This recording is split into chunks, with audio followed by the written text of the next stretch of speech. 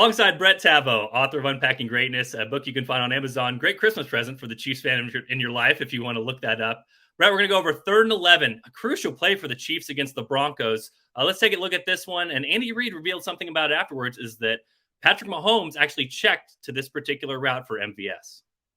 Yeah, I think he and we'll see it once we get the illustrations on the screen. I think he sees a tendency in the defense and is able to check to a levels concept with a corner route by number 3. It's called a hidden corner when the number 3 runs it, because it's very difficult to see coming from that far inside. But yeah, as you can see, just very, very wide open by any standards, let alone NFL standards. And real quick, that's this sometimes you see on there. Sometimes it's a dummy call, but this is the alert. And so that's what is motioning out to the receivers. You can see the receivers at the bottom kind of motioning that so they all know they're on the same page. But that's what Andy Reid's talking about. Patrick Mahomes had this play call that Andy Reid said was one of his favorites, but this alert is basically telling MVS to change something up. All right, let's get to the breakdown here. Let's start with this. A levels concept with a corner route. We talked about the corner route from MVS, but also what potentially Patrick Mahomes is seeing before this play. So Denver, really any defense, and we've covered it on here before, trying to disguise and hide what they're doing pre-snap as much as possible to force the quarterback to process post-snap when he's got, a rush and he's having to read things in real time very, very quickly. So Denver here is lining up as you have there in a 2-shell. The safeties are at a little bit different depths, which can be a little bit of a tell that one's going to come down and play either, a form of cover 3 and roll down a cover 3 buzz or sky, whatever it might be, and the other rolling back.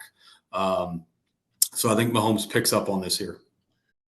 Something from film study potentially you get, and you see him retreat at the first fake snap. So again, we talk about the alert. This is what Mahomes goes to talk about go to the new route combo for MVS. Yep. So the number 1 receiver, this is called a levels concept, as you said earlier. Real quick, Brett. Levels is a zone beater. So basically, you have 2 guys going the same direction in the middle of the field, making a high-low read, that sort of thing.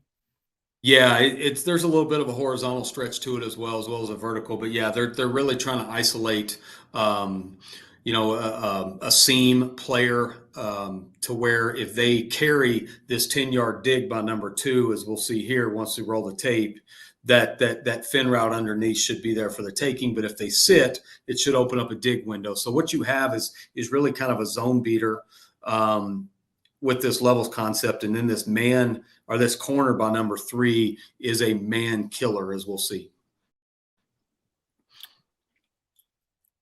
So here we go. Along with this route from MVS, he fakes inside, and we talk about this. Denver's not in the 2 high; they're actually in the cover 1 man. So they rolled to something different, trying to trick Mahomes.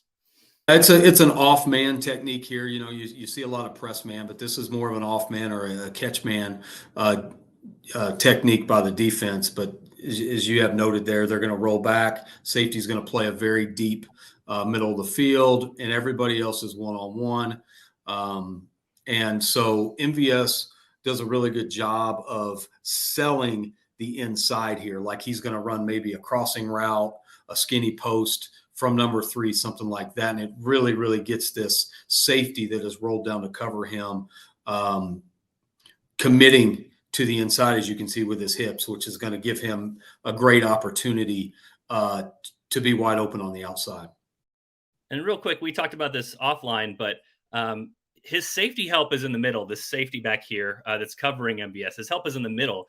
But still, you were telling me about how you want to really break to the inside of these routes because that's the easiest completion that Mahomes potentially can make. So when MVS breaks this hard to the middle, the safety has to respect that because that's going to be a pretty simple throw over the middle. And that also is what opens up the outside once this thing comes.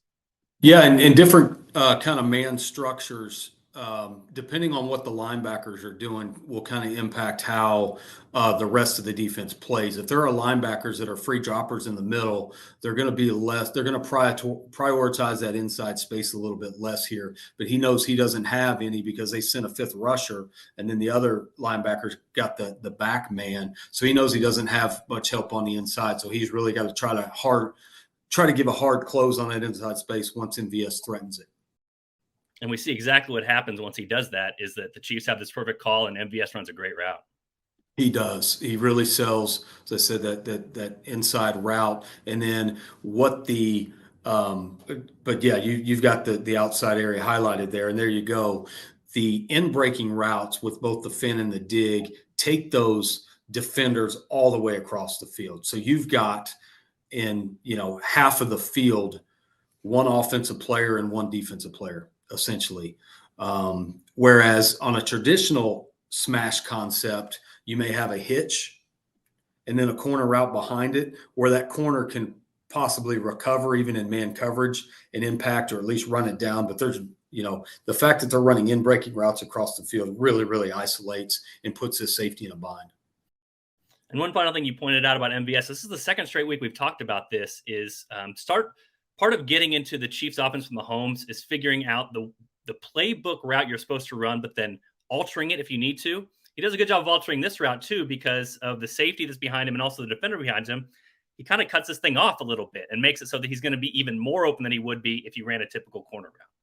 It kind of turns into a deep out route pretty much with the way he flattens it, because as you said, it's going to make him, if he continues at a high angle like a traditional corner route is here, it's going to make the closure angle for that safety to recover a little bit easier.